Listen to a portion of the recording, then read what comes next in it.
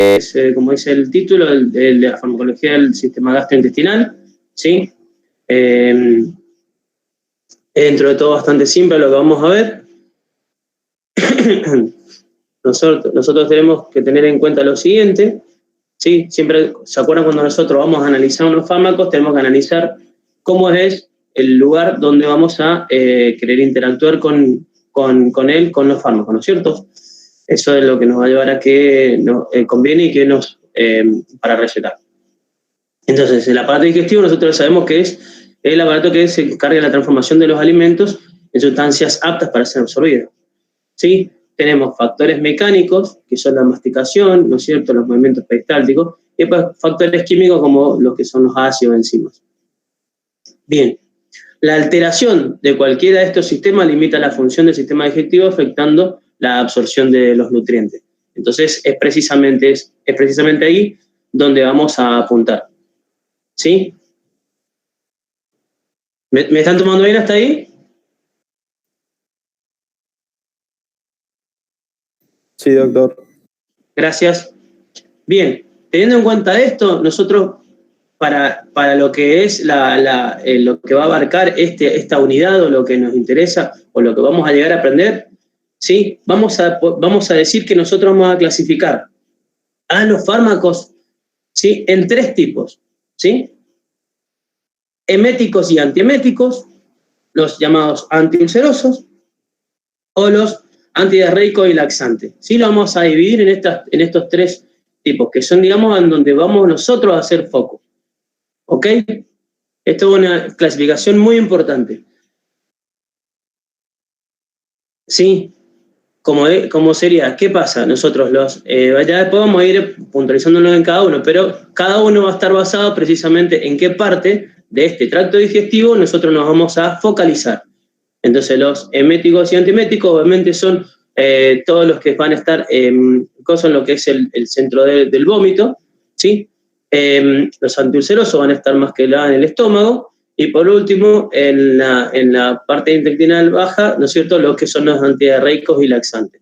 Entonces, dependiendo de lo que nosotros queramos hacer y qué función queramos atacar, es los fármacos que vamos a utilizar. Y por eso para ubicarlo de alguna manera, lo vamos a dividir en las 3 clasificaciones. ¿Ok?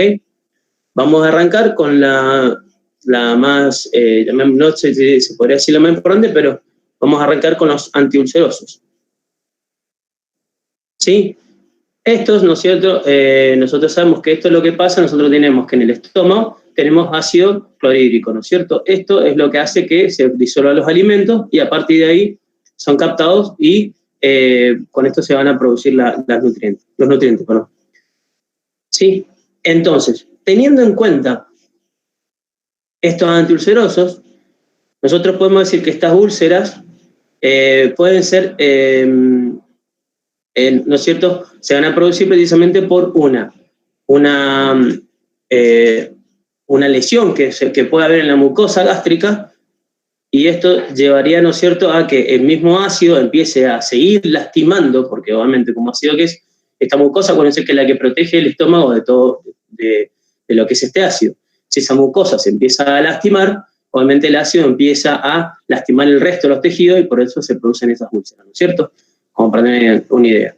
Entonces, cuando nosotros tenemos estos famosos reflujos gástricos, ¿sí?, o esta famosa acidez que se conoce, ¿sí?, nosotros tenemos que tener en cuenta el tipo de que vamos a abarcar, y dependiendo de eso es la farmacología que utilizamos.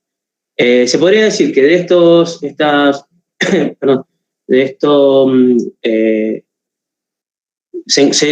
se conocen, digamos, unos factores para lo que son esta producción de estas úlceras, ¿sí? Una es digamos, reducción de la mucosa, ¿sí? Después, exceso de la secreción ácida, ¿sí? Y otra de los motivos puede ser precisamente un aspecto bacteriano, que es la Helicobacter pylori, ¿sí? Esos son los conocidos que se conocen. Nuevamente puede ser estrés, etc. Bien, teniendo en cuenta eso, o ya metiéndonos un poquito más, vamos a clasificar estos fármacos antiulcerosos en 4 tipos. Los que vamos a llamar inhibidores de la secreción ácida, los neutralizantes, o también llamados antiácidos, después tenemos protectores de la mucosa, y los que ya directamente van puntualmente a la eliminación de la Helicobacter pylori. ¿Ok? ¿Sí? Dentro de lo que tenemos la inhibición de la secreción ácida, nosotros le tenemos inhibidores de la H2, ¿sí? Inhibidores de la bomba de hidrógeno o los anticolinérgicos.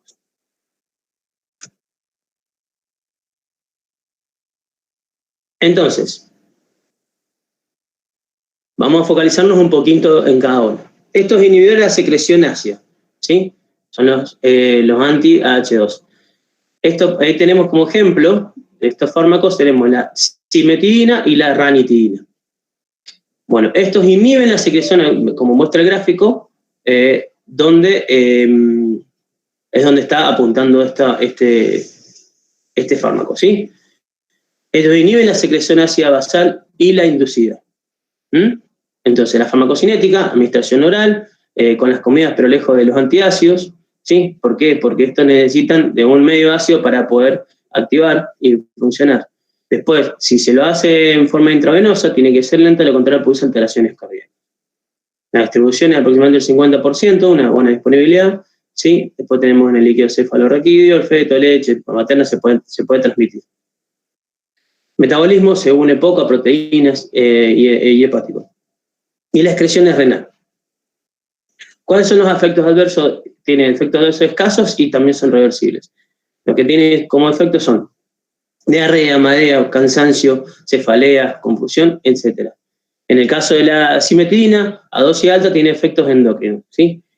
Ginecomastia, disminución de la libido o galactorrea. Hipersecreción gástrica de rebote al retirar el tratamiento bruscamente.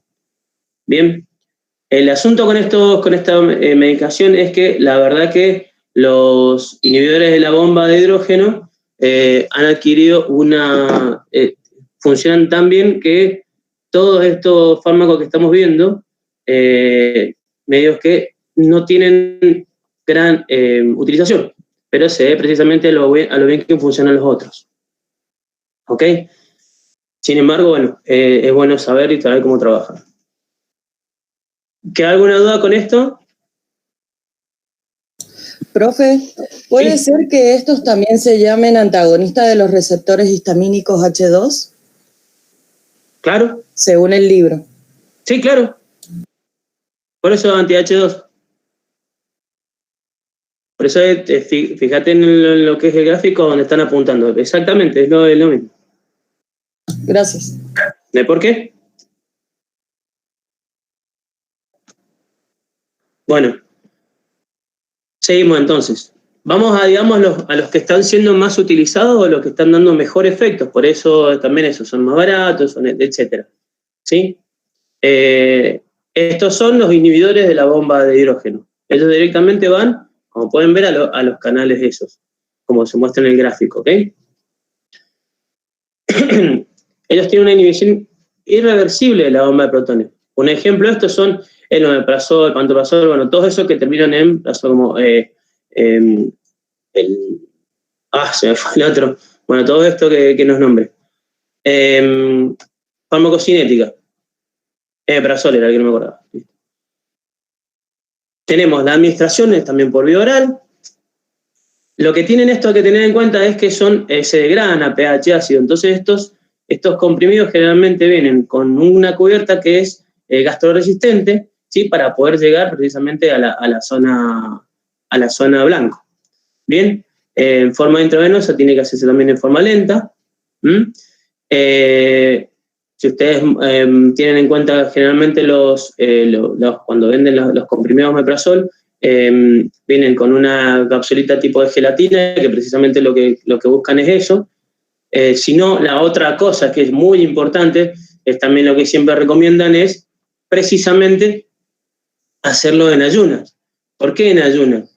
Porque nosotros, recuerdan que en ayunas, si nosotros estamos en ayunas, tenemos poco alimento en el estómago, y por lo tanto, si tenemos poco alimento en el estómago, es cuando tenemos menor cantidad de ácido gástrico en el estómago. ¿Se entiende? Entonces, de esa manera, si tenemos menos cantidad de ácido gástrico que no está trabajando para eliminar alimentos, eso quiere decir que al tener menos cantidad de ácido gástrico es más fácil que el fármaco surta su efecto. ¿Se entiende? Bien, la distribución es del 90%, también proteínas, también puede ser transmitido en el líquido separador líquido y feto. Tenemos que el hepático y la excreción es renal. Efectos adversos, tiene escaso y poca importancia, por ejemplo, puede ser náusea, dolor abdominal, flatulencias, diarrea, cefaleas, vértigo. Sí, lo que tiene buen efecto, tiene efecto rápido y efectivo. El problema que puede producir es por el abandono del tratamiento, cronificación de las lesiones. ¿Sí? Esto generalmente, las cápsulas estas vienen aproximadamente para consumir 14 días. Generalmente ahí es conveniente dejar descansar un poco el cuerpo y después volver, por una cuestión también de acostumbramiento. Perdón, una cosa más que quería decir de estos inhibidores homodrógenos, estos como el omeprazol y pantoprazol, es que es lo que se utiliza generalmente para lo que se llama la acidez frecuente, ¿no es cierto? Este tipo de fármaco nos sirve precisamente para eso. Una persona que ya tiene, más que nada, todo lo que es una acidez que va perdurando y que tiene mucho tiempo, no está dada por una ocasión especial o particular, ¿ok? Nos sirve para todo ese tipo de lesiones. Bueno, el otro tipo de estos fármacos que estábamos hablando son los que se llaman los neutralizantes, ¿sí? O los también llamados antiácidos.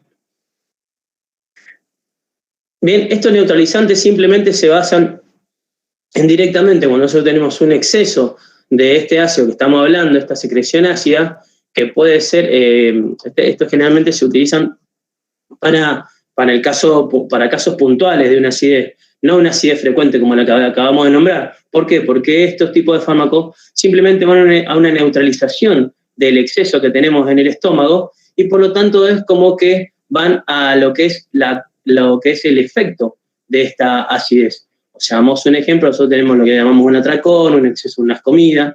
Entonces, en este caso sí sirven los antiácidos. ¿Se entiende? Esto no serviría para un tratamiento a largo plazo. Simplemente nosotros, si no tenemos una acidez frecuente, sino que un día tenemos una indigestión, bueno, ahí sí es recomendable trabajar con estos antiácidos, porque, como le dije, solamente ellos van a neutralizar químicamente, por así decirlo, la acidez que tenemos en el estómago. Entonces, para ello, ¿qué utilizamos? Generalmente bases débiles, discúlpenme, para neutralizar este ácido que tenemos en el estómago. Entonces, un ejemplo de esto son el famoso bicarbonato de sodio, ¿no es cierto? Que es lo que viene generalmente entonces lo que es uvasal y todos esos tipos de antiácidos, ¿sí? Hidróxido de aluminio, hidróxido de magnesio. Bueno, estos que van a hacer una reacción con el ácido clorhídrico y lo van a neutralizar, ¿no es cierto? En un caso vamos a un ejemplo de lo que es, para recordar un poco de la química, ¿cierto? Hacemos reaccionar este bicarbonato de sodio con el ácido clorhídrico del estómago, nos daría cloruro de sodio, que es la sal nosotros común de la cocina o que nosotros ya sabemos que tenemos en el estómago, y nos daría dióxido de carbono, lo que sería un escape de gas, y agua, ¿no es cierto? O sea, como podemos ver, todas estas cosas que nos van a dar son cosas, digamos, dentro de todas naturales y conocidas en el estómago, ¿sí? Eso hace que sea bastante natural, por así decirlo, este neutralizante. No nos daría algunos problemas. Pero si, por ejemplo, nos daría, si nos da, por ejemplo, no sé, algún día han tomado este tipo de antiácido, van a ver que nos da una cuestión de flatulencias, eruptos, todas esas cosas, precisamente por el gas que se va a escapar. Entonces, lo que necesitan de esto es una prolongada presencia del fármaco en el estómago para que actúe precisamente, porque si nosotros tenemos excedente de ácido clorhídrico, tenemos que tener bastante cantidad para neutralizarlo. Entonces dependen del vaciamiento gástrico. Son más eficaces en las formas líquidas, las sólidas no deben tragarse, deben masticarse, y etc. ¿No es cierto? Como pueden haberse en pastillas. Vamos a los efectos. Dependiendo de cada uno, tiene distintos tipos de efectos.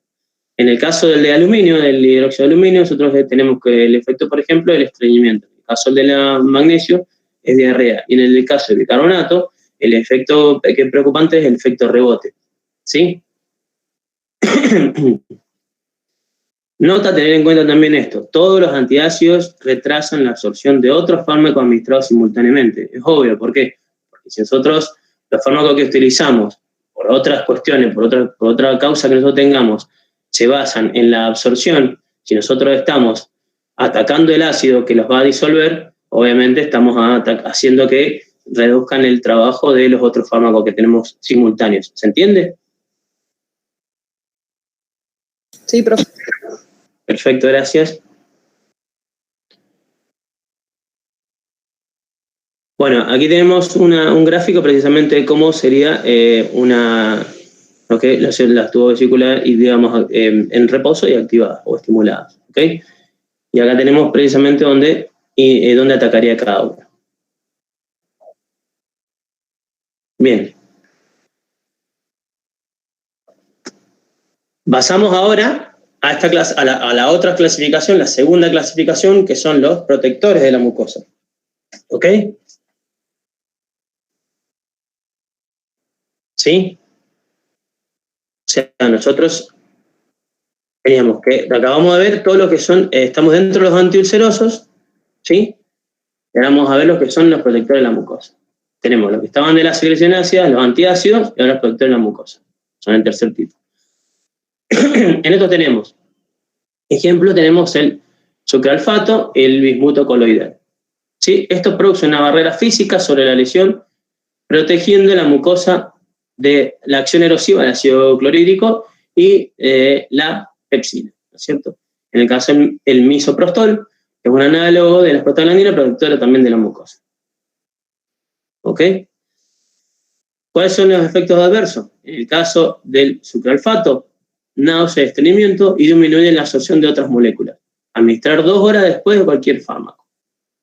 ¿Sí? En el caso del bismuto, tenemos náuseas y vómitos, ennegrecimiento de la lengua y las heces. ¿Sí? Eso es diagnóstico diferencial con hemorragia. Y para el caso del misoprostol, tenemos diarrea y contracciones uterinas.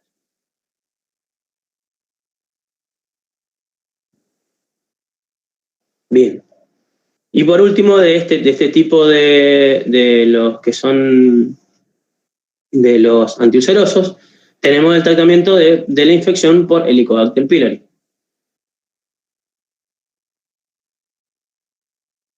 Bien, este bichito, ¿no es cierto?, a nosotros nos produce úlceras gástricas y duodenales, ¿sí? Con lo que lleva también a un factor de riesgo de cáncer gástrico. Entonces, para erradicarlo se usa un tratamiento combinado que lo importante es eso, que sea de 14 días. Existe un tratamiento triple y un tratamiento cuádruple. El tratamiento triple, ¿sí? Tenemos, siempre vamos a utilizar un inhibidor de la bomba de protones, ¿no es cierto? Por ejemplo, el omeprazol. En este vamos a trabajar con vamos a trabajar con la combinación de dos, antibióticos, perdón, me fue la palabra. Tenemos la claritromicina y amoxicilina. Lo que sí podemos usar es la amoxicilina o el metronidazol. No conviene andar mezclándolo, ¿sí? Usamos uno, usamos el otro. ¿Ok? En este tratamiento se utiliza esto 2 veces al día, como dije, 14 días. En el caso del tratamiento cuádruple, que es el que más se utiliza porque es como el que va a producir mayores efectos, ¿sí?, de erradicación, lo importante de esto es que casi se produce un 80%, 90% de la erradicación. En el caso del tratamiento, ¿sí?, ¿cómo se descubre esto? Bueno, se hacen análisis, que puede ser por digamos, llamamos una biopsia y por endoscopía, bueno, hay otros tipos. El asunto es cuando se descubre que tenemos este bicho, nosotros tenemos este tipo de tratamiento. El tratamiento cuádruple, también nosotros usamos un antagonista de los receptores H2 o también tenemos un IBP, ¿sí? Este lo usamos 2 veces al día. Y después tenemos metronidazol como antibiótico y la tetraciclina. Y usamos este protector que es el subsalicilato de bismuto, el protector de la mucosa. Esto sería 4 veces al día. ¿Ok?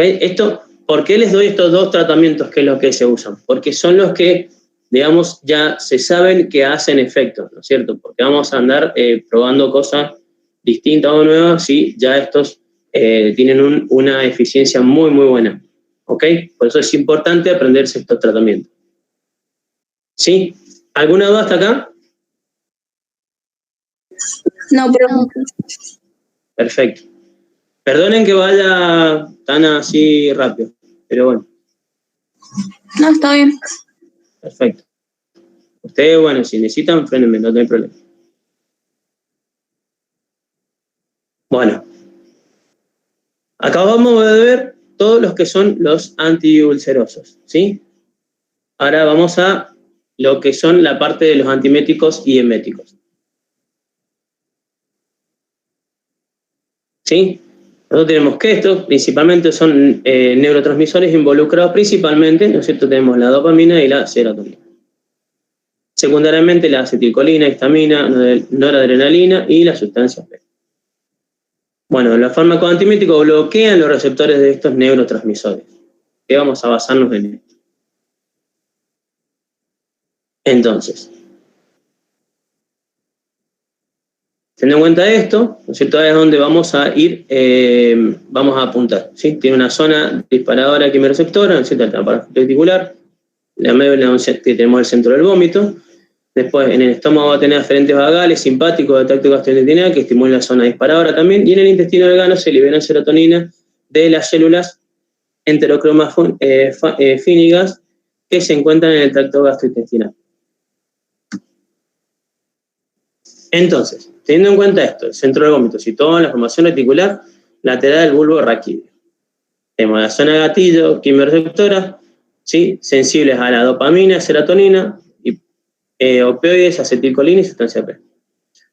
El nervio canal X, tenemos el nervio vago que actúa cuando la faringe es irritada. Después tenemos estímulos olfatorios y visuales que se originan en la corteza cerebral. Otra que puede disparar esto es la estimulación del sistema límbico, aumento de la presión intracraneana, traumas craneanos, etc. Para el caso del sistema nervioso vagal y entérico, el cual transmite alteraciones de la mucosa gastrointestinal, y el sistema vestibular, por ejemplo, del oído, que comunica con el centro del vómito por el nervio vestíbulo coclear. ¿Sí?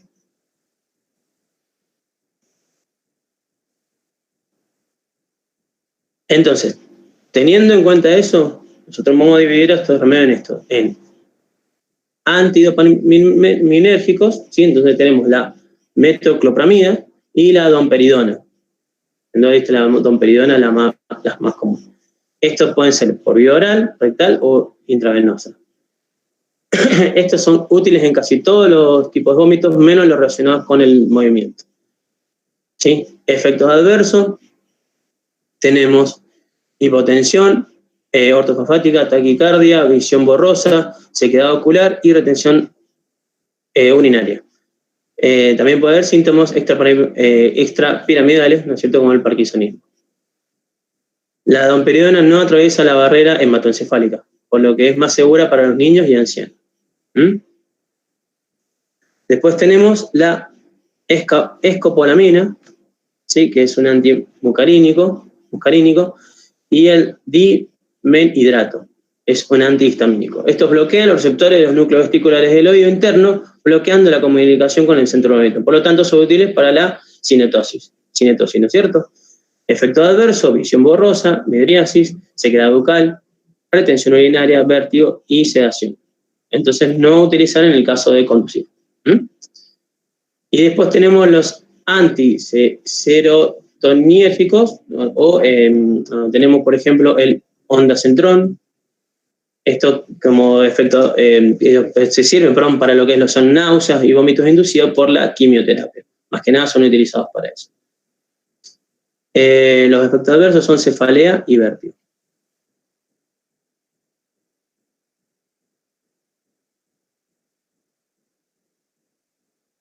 Bien. Entonces, los antagonistas de la dopamina producen un bloqueo de los receptores D2. Esto tenemos ejemplo de la metoclopramida, domperidona, domperidol, haloperidol, alisaprida o procroperacina. Los antagonistas de la serotonina del receptor 5-HT3 tenemos el ondansetrón, dolacetrón, granicetrón, tropicetrón, palonocetrón.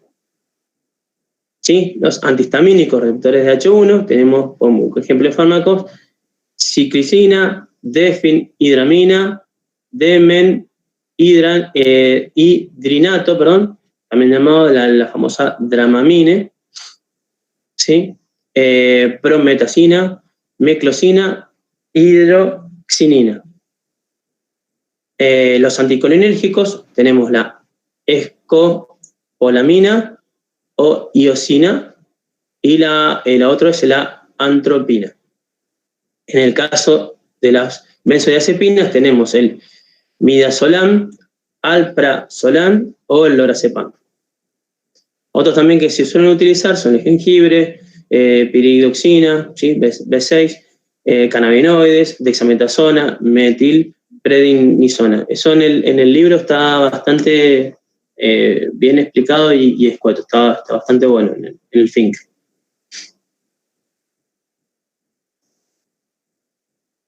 Bien. Ahora vamos a los eméticos, que son en el caso de que nosotros necesitamos inducir este vómito, ¿sí? Entonces, por ejemplo, en el caso de una ingestión de sustancias tóxicas. Acá lo que vamos a usar, por ejemplo, es la apomorfina, que es un estimulante dopaminérgico de la zona quimiorreceptora. Se administra por vía subcutánea.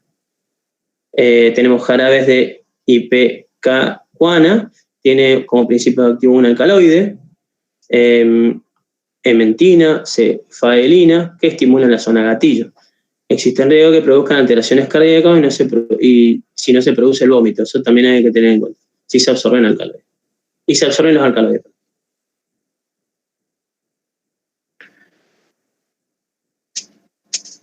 Bien.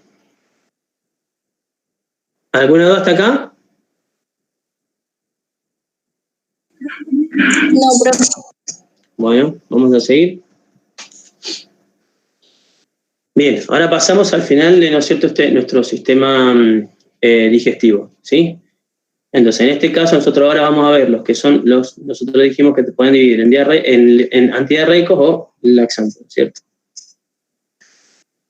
En el caso de los antidiarreicos, ¿sí? La diarrea es la emisión frecuente de heces sueltas, más fluidas y con mayor contenido hídrico de lo habitual, debido generalmente a un desequilibrio hidroelectrolítico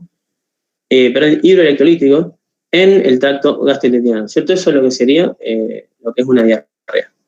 Entonces, ¿cuál es el objetivo prioritario? Aliviar o contrarrestar los desequilibrios hidroelectrolíticos con una dieta.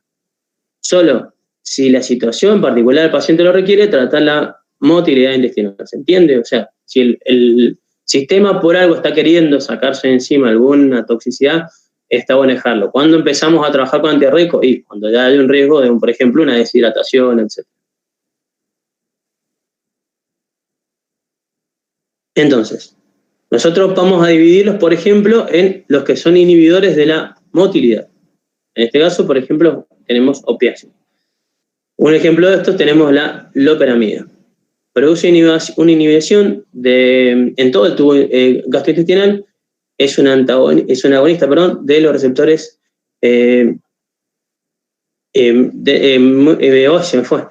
y delta, perdónenme, micro y delta. Entonces, disminuye el vaciamiento gástrico y aumenta el tono y las contracciones no propulsivas del intestino, disminuyendo la peristalsis. ¿No es cierto? Cuanto mayor tiempo de contacto, más absorbe agua. Eso es lo importante. Otra de las cosas que nosotros tenemos, si estamos hablando de que tenemos un excedente de líquido, otra de las formas de que nosotros podemos frenar esta diarrea es, ¿no es cierto?, absorbiendo ese exceso de líquido. Por eso que vamos a conocer estos absorbentes, los llamados absorbentes, los que se clasifican en esto. El más conocido es precisamente el carbono activado. Bueno, el mecanismo de acción de estos absorbentes, como el carbono activado, el caolín y la pectina se basan en la capacidad de absorber toxinas y agua en el tracto gastrointestinal. Son fármacos muy seguros porque no se absorben, eso es lo importante. Hacer sustancias, digamos, por ejemplo, el carbón activado, una sustancia totalmente externa o inorgánica, no es absorbido por el estómago.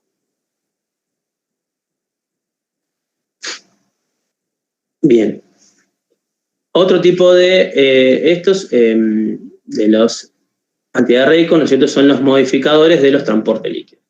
Un ejemplo de esto es el subsalicilato de bismuto. Este estimula la absorción de fluidos y electrolitos a través de la pared intestinal, ¿sí? Es una acción antisecretora. Y también cuando es hidrolizado a ácido salicílico, inhibe la síntesis de las prostaglandinas, responsable de la inflamación intestinal y la hipermotilidad.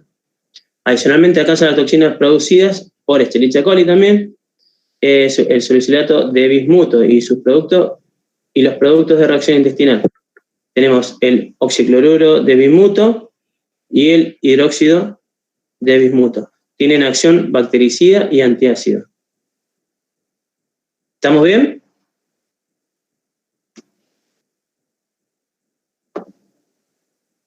Sí, profe. Perdonen, hizo un ruido y pensé que se me había desconectado. Mil disculpas. Hizo una alarmita y no sabía si era eso, que recién me lo hizo y me había quedado desconectado. Gracias.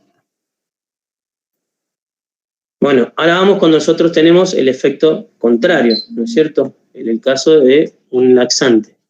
Nosotros necesitamos inducir la evacuación, ¿sí?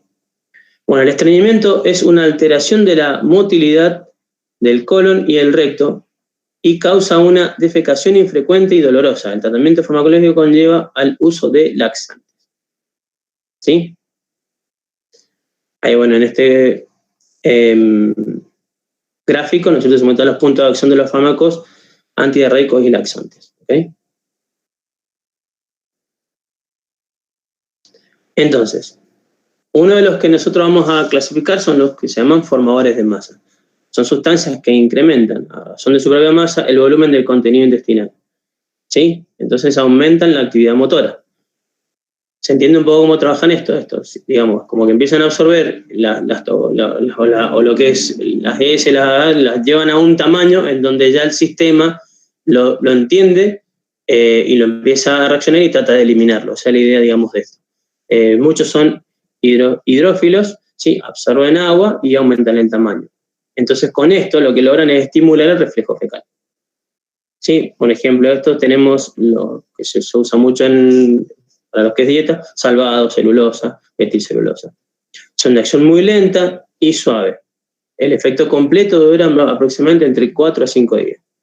Esto uso generalmente para normalizar el hábito intestinal en pacientes con estreñimiento crónico o simple. Después tenemos los laxantes llamados osmóticos. Tenemos sales de magnesio, de sodio, como fosfatos, citratos, carbonatos, etc. Estos atraen el agua a la luz intestinal.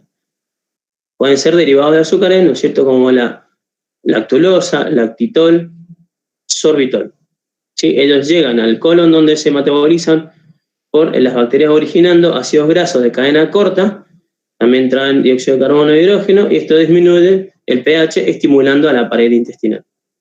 Como efecto adverso de esto es obviamente flatulencia, dolor por cólicos, etc. Otro muy conocido también son los llamados suavizantes o lubricantes. ¿Sí? Estos se tratan de aceites vegetales y minerales que lubrican y ablandan la masa fecal, favoreciendo la humidificación y cambio de consistencia. En este ejemplo tenemos la glicerina, que se usa por vía rectal, y la vaselina por vía oral.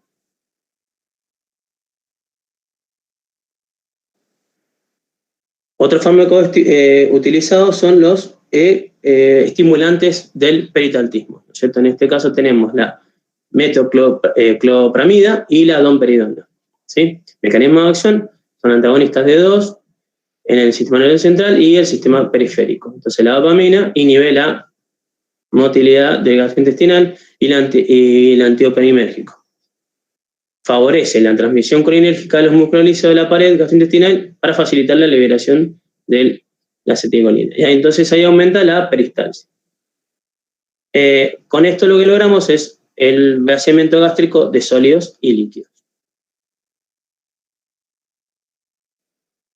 Bueno, la acción del anti-2 en el sistema nervioso central es limitada y por ello carece de acción neuroléptica y antipsicótica. Reacciones adversas sobre el sistema nervioso central tienen ansiedad, desorientación, alucinaciones, manifestaciones extrapiramidales, hiperprolactinemia, ¿no es cierto? Por ejemplo, tenemos la galactorrea, ginecomastia, amenorrea. Entonces, en el caso de uno de los utilizados, que es la cinitapride, estimula la liberación de acetilicolina en el plexo mietérico del aparato digestivo proximal a través de un efecto mediado por un agonismo de los receptores 5-HT4 y un antagonismo de los receptores D2 y el 5-HT3. ¿Sí? Esto estimula un aumento en la presión del esfínter esofágico y motilidad intestinal. Lleva con ello al vaciamiento gástrico. ¿No es cierto? Como efectos adversos tenemos diarrea, retorcijones y proarrítmicos. Bien. ¿Tiene alguna pregunta?